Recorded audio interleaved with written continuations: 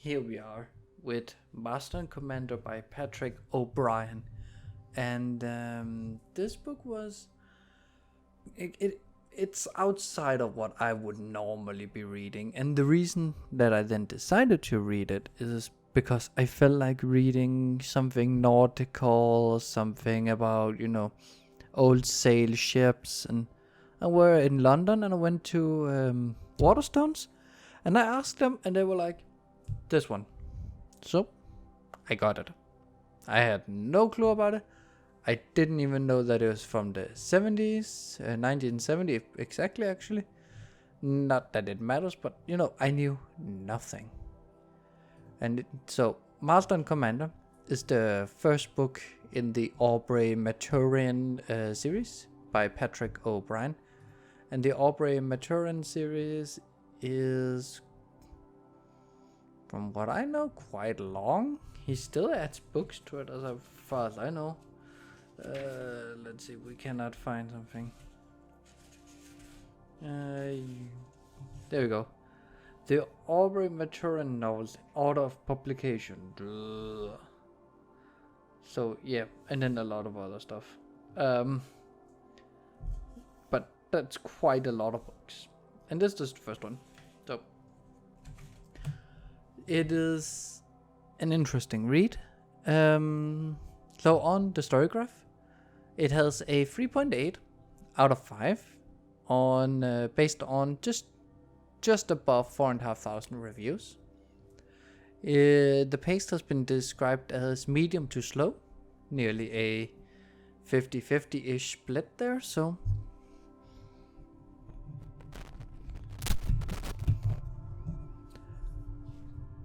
that's how it is. Is it plot or character driven? People say it's quite a mix. I would say that's about right. And is there strong character development? It's almost a 50-50 if people think there is or if there isn't. Are the characters lovable? 80% says they are. Diverse cast of characters? No. It's not. It's not even close. 60% says no. And are the flaws of our characters a main focus? More than 50% says no. I disagree. I don't think there's any focus on character development. I think the characters are relatively diverse. But I mean, okay, to be fair, there's a lot of characters, but of the ones that I actually named or cared about, no, they're all white dudes from London or Spain or France, Mainly London, in England. Are the flaws of characters in focus? No, I don't think so. I honestly think the focus of the book are historical events. And I can back it up. Because somewhere in this one right here, and in the author's note that it starts with, then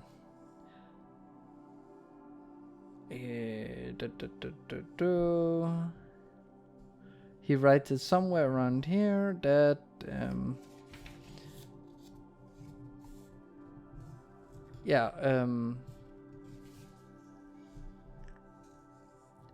the naval historian will notice, for example, that Sir James Saumarez's action in the Gulf of Gibraltar has been proposed until after the Great Harvest, just as he will see that at least one of my Sophie's battles was fought by quite another sloop, though one of exactly the same strength. I indeed have taken great liberties. I have seized upon documents, poems, letters, in short, j'ai pris mon billet, j'ai pas trouvé, and within a context of general historical accuracy. I have changed names, places, and minor events to suit my tale. It's a story that is mainly focused on what happened and telling us what happened, but with a bit of a liberty. But when you literally have to say, like, the naval historian will notice the difference, that it's really not that major of differences. So yeah, also, I really like this. This was very important, because I have no idea otherwise. Could have used more of these. with like what type of, because he mentioned so many ship types. It would be nice to also know what the different types, like what made them different, what's a SABEC and so on. But I digress. The cover is fairly standard. It is actually exactly what you would expect. I mean, honestly, this is perfectly in line of what I would expect off of this. So, you know, that's how it goes. I mean, it's not a problem. It's interesting. It's good. It's a fine cover. It's not anything unique. It's aesthetically pleasing, the book. The next two books in the series match. So, you know, it's good. But it took me a while to get through this book. And there are multiple reasons for it. First and foremost, it's a tough read because it's written in a, like, if everyone speaks how you imagine they would speak for the 1800s that it takes place in. Like, you understand what they're saying, but their cadence, their word structure, and the way they describe things is way different. And because these are all learned people, the sentences tend to be way more philosophical and fantastical in the descriptions, like way longer, more extravagant words are used, and that takes a while to get used to. And sometimes, you know, they use words that today has a different meaning. Like at one point some of the characters say, let's go and be gay, and it's totally not because they're going to be gay, they're just going to be happy. But you kind of have to accept that. And then, of course, when I was reading this, and I think it was page 70 or something like that. Like, it was around there. Like, this is 70, so it's before, I would say. Yeah, for instance, this here, which is the ship's log. It's just September 22nd, 1799. Winds northwest, west-south course, north 40 west, distance 49 miles, latitude 37 degrees, 59 minutes north. I mean, there are stuff like that in the book, and of course it adds so much to the book. You can tell why, like, why O'Brien, I was going to call him O'Malley, O'Brien is seen as like the greatest, and the New York Times says that it's wild, the stuff and the detail you get. But then you get goofs like on page 44, let the angle YCB to which the yard is braced up to be called the trim of the sails and expressed in the symbol B. This is the complement of the angle DCI. Now CIID, I mean, we have a math proof in our book. I was laughing so much. I don't understand it, and I'm an engineer, but I mean, that means I don't do math. That means I do pretend to math, so I guess that's fair. But really, it was so hard to read. And in general, I was recommended this book, and I told them it was like out of nowhere. I just felt like reading in this genre. But really, this should not have been my introduction to this. This is not an introductory book to nautical historical fiction. This book is brilliant. It is beautifully written. It is an interesting time. It's right up in the Napoleonic Wars. It takes place in an interesting place. It takes place in Mediterranean. We get so many details. We learn so much about the time, the place, the history, the people. We learn everything. But if you don't know anything about like what a SABEC is, what a sloop is, what the different type of sails mean, what a foracle or whatever they call it is, you're lost. The book is difficult to read. It is not an introductory book to this genre. It is absolutely top of the line in its genre. But you gotta have read some of the easier ones, in my opinion, first. So would I recommend it if you are new? Absolutely not. 100% not. And I can tell you, so many people who wrote reviews on the Storygraph, where I looked up, also just wrote that they could not finish it either. The book is also slightly problematic. Like, they use the N-word a lot. They use slurs. They're very I guess the British are very self-centered around how they are the superior quote-unquote species and stuff like that. So it's a little dated, but again, it's written to fit with the time it takes place in, but you gotta be aware of it at least, so it doesn't come as a shock. It's a good book. It really, really is. O'Brien has made a fantastic book, and you can tell that. And you can tell he put in a lot of work, and that this is what he really cares about.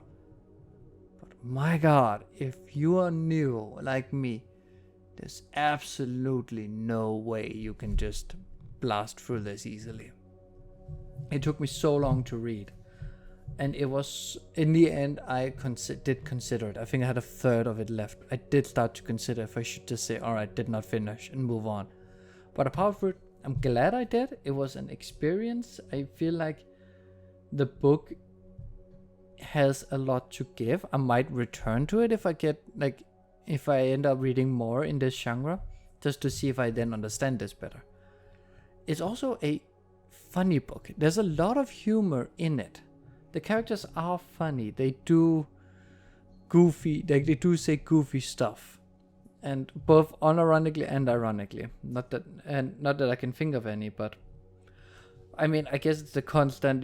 They're calling surgeons doctors, and they're like, surgeons are not doctors. Surgeons only know how to remove stuff. Doctors know how to treat stuff. Like, okay, fair enough, whatever. But there are some funny stuff. Jack Aubrey, the main character, is interesting. He's a funny guy. He is very much, as described, a rotund man who needs to get in shape. Like, it's brilliant. I love the book in many ways, but my God, I also despise how much time is spent slowing down. Even the action, because there's quite a lot of action in this book. Even the action is slow and not that particularly actiony. Like, there's so many ship battles and they just take no time and then they're over with. And I guess that's how real life was. It didn't take, once the battle started, not a lot happened. And that there's a lot of focus on it. Like, oh, we can't run away, but there's like 0.1 knots difference between our speeds. We won't be in range for the next 6 hours. Let's go have a cup of tea or a cup of coffee. Like, yeah, that's fair. It's also funny. Like, you're in a battle, and then you're just like, let's go get a cup of coffee. And there's the gentleman respect thing, because when Jack Aubrey and all the others are captured by the French, they're treated very well. They're just like, yeah, okay, so we're gonna put you off in the city, I think it's Gibraltar, and just like stay in the city. And then we're good. And they do. It's really weird when you think about it, but I like it. I think if you're really interested in nautical history, if you're really interested in history in general, I think this is a brilliant book. It's not for me. I would not recommend it for beginners in this genre. I would recommend it if you've explored it a bit, or if you're really interested in it. And of course, because the punishment keeps going, next up we're going to be reading Lights Out, because my sister-in-law told me to.